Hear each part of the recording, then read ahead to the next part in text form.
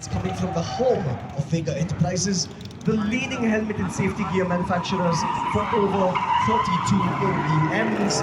The man behind it, ladies and gentlemen, boys and girls, please welcome to the stage Peter Simon, AXA Helmets. Make your way to the stage, young man. Welcome to IBW. How are you feeling this afternoon? Okay, we're gonna keep this super simple. We're gonna keep this super short.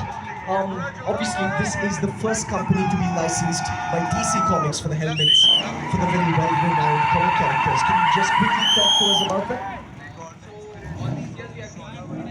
All these years we have been seeing all the different brands getting helmets that we have been analyzing, specifically the comic characters, and so that was one thing that we wanted to get back to.